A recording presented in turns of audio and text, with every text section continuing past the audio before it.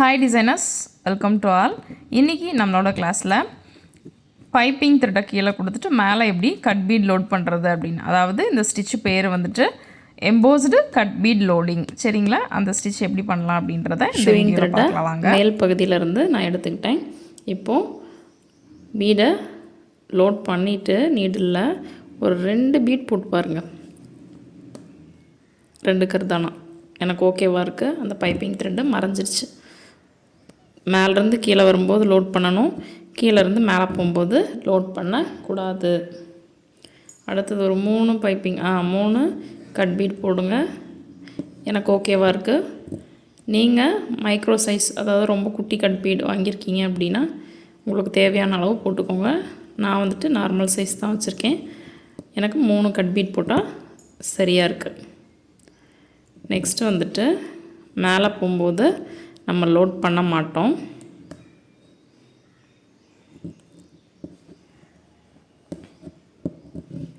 ஓகேங்களா? மறுபடியும் 3 கொடுத்து பார்த்தேன். எனக்கு பைப்பிங் த்ரெட் வந்துட்டு தெரியுது.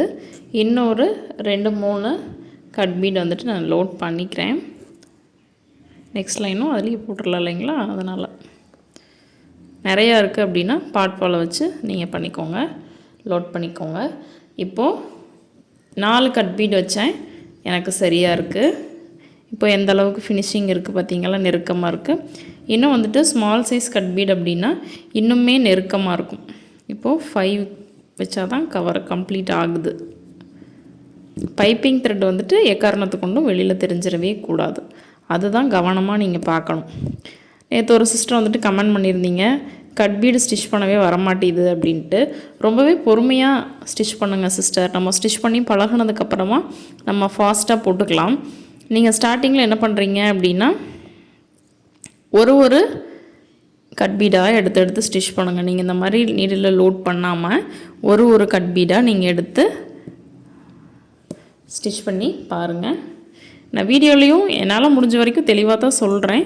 உங்களுக்கு வந்துட்டு கட் பீட் வரல, ஆனால் சுகர் பீட் வருதா சிஸ்டர்?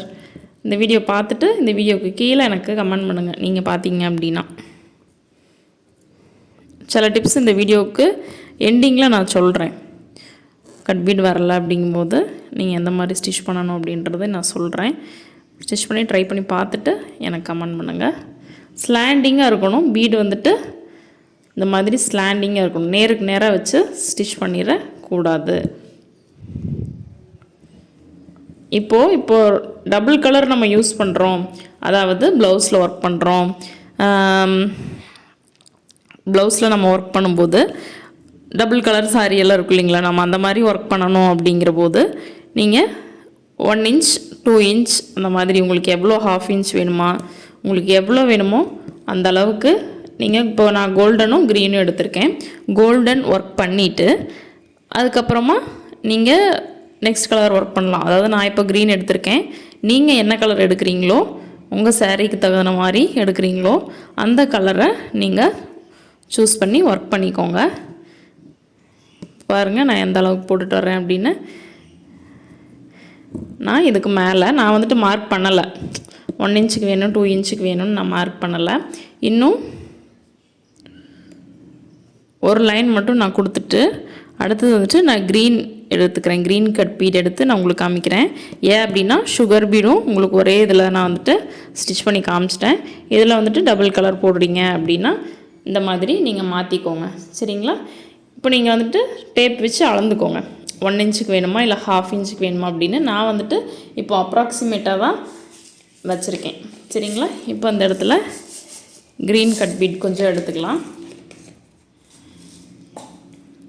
க்ரீன் கட் பீடை நீடில் லோட் பண்ணிவிட்டு மறுபடியும் ஸ்லாண்டிங்காக நம்ம ஒர்க் பண்ணணும். சரிங்களா? சுகர் பீட் லோடிங் வந்துட்டு சிங்கிள் கலரில் காமிச்சனால இதே மாதிரி சுகர் பீடையும் நீங்கள் டபுள் கலரில் லோட் பண்ணலாம். பாருங்கள் நீடில் கட் பீட் லோட் பண்ணியாச்சு. 5 பீட் கொடுத்து பாருங்கள், எனக்கு கரெக்டாக இருக்குது. ஸ்டார்டிங்கில் இந்த கிராஸ், இங்கே இந்த கிராஸ் இருக்குது பார்த்தீங்களா? இந்த கிராஸில் எவ்வளோ வருதோ அது இந்த அளவுக்கு இங்கே கொடுத்திங்கனாவே கரெக்டாக இருக்கும். ஒரு வேளை நம்மளுக்கு இடையில சுகர் கட் பீட் குட்டியாக வந்துருச்சு அப்படின்னா மட்டும் நம்ம இன்னும் ஒரு பீட் எக்ஸ்ட்ரா போடுற மாதிரி வரும். சரிங்களா? இப்போ பாருங்கள் இந்த மாதிரி டபுள் கலர் யூஸ் பண்ணுறதுனா இந்த மாதிரி தான் நம்ம யூஸ் பண்ணணும். ஸ்டார்டிங்கில் ரொம்பவே பொறுமையாகவே போடுங்க.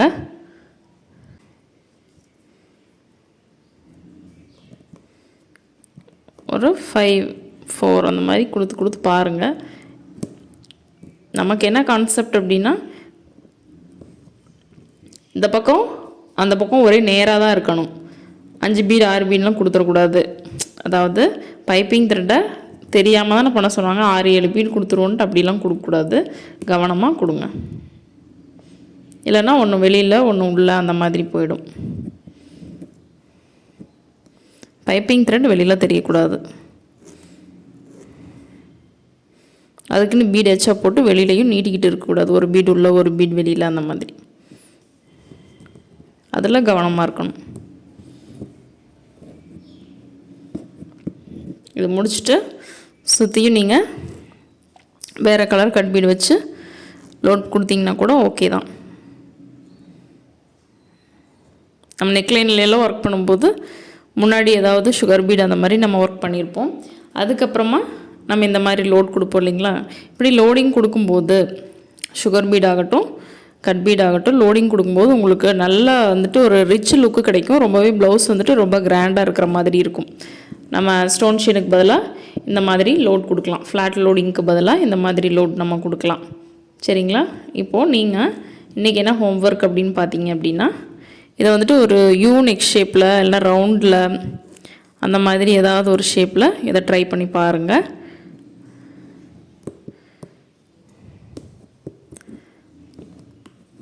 இல்லைனா ஒரு இமேஜில் ப்ராக்டிஸ் பண்ணுங்கள். கண்டிப்பாக ப்ராக்டிஸ் பண்ண தாங்க ஆரி வரும். நான் சொல்லித்தரேன் அப்படின்னா அதை மட்டுமே பார்த்துட்டு இப்போ நான் ஒரு லைன் போட்டேன்னா நீங்களும் ஒரு லைன் மட்டும் போட்டிங்கன்னா முடியாது. நீங்கள் நிறைய இமேஜில் ப்ராக்டிஸ் பண்ணணும். அடுத்தது நான் வந்துட்டு கோல்டன் கட் பீட் எடுத்துக்கிறேன். கோல்டன் கட் பீட் வந்துட்டு உங்களுக்கு ஃபுல்லாக நான் லோட் பண்ணிவிட்டு அப்புறமா காமிக்கிறேன். நான் வீடியோவை கொஞ்சம் ஸ்பீட் பண்ணியிருக்கேன், ஏன்னா உங்களுக்கு போர் அடிக்கக்கூடாது அப்படின்றதுனால. தீர நம்ம அப்படியே லோட் பண்ணி போடணும். எண்டிங்கில் எப்படி ஃபினிஷ் பண்ணணும் அப்படின்னா, ஸ்டார்டிங்கில் 2 வச்சோம், அந்த மாதிரி 3 வச்சோம், 5 வச்சோம், அந்த மாதிரி நம்ம எண்டிங்லேயும் அதே மாதிரி தான் நம்ம முடிக்கணும். சரிங்களா. பைப்பிங் த்ரெட் வந்துட்டு 3 வச்சா கவர் ஆச்சு அப்படின்னா கீழே வந்துட்டு 3 வச்சா கவர் ஆகணும். ஒரே நேர்கோட்டில் முடிக்கணும். இப்போது நான் ஃபுல்லாக ஃபினிஷ் பண்ணிட்டேன். உங்களுக்கு அதனோட ஃபினிஷிங் எப்படி இருக்குதுன்னு தெரியுதுங்களா. ஒன்று மேலே ஒன்று ஓவர்லேப் ஆகியும் வரக்கூடாது. அந்த பைப்பிங் த்ரெட் வந்துட்டு அந்த ஒயிட் கலர் மேலே தெரியவும் கூடாது. சரிங்களா. இந்த அளவுக்கு எவ்வளோ நீட்டாக ஃபினிஷிங் இருக்குதுன்னு பார்த்தீங்களா. நீங்களும் ப்ராக்டிஸ் பண்ணிவிட்டு உங்களோட இமேஜை என்னோடய இன்ஸ்டா பேஜில் ஷேர் பண்ணுங்கள். சரிங்களா. நெக்ஸ்ட் கிளாஸில் பார்க்கலாம். நெக்ஸ்ட் கிளாஸ் உங்களுக்கு என்ன வேணும் அப்படின்றதையும் இந்த வீடியோவுக்கு கீழே கமெண்ட் பண்ணுங்கள். புரிஞ்சிருந்தாலும் இந்த வீடியோவுக்கு கீழே நீங்கள் கமெண்ட் பண்ணுங்கள். அப்போ தான் வந்துட்டு எனக்கும் தெரியும் உங்களுக்கு புரியுதா அப்படின்றது. சரிங்களா. டே பை டே நான் வீடியோ கொடுத்துட்டே இருக்கேன். உங்களுக்கு எந்தளவுக்கு புரியுதுன்னு எனக்கு தெரியணும் இல்லைங்களா.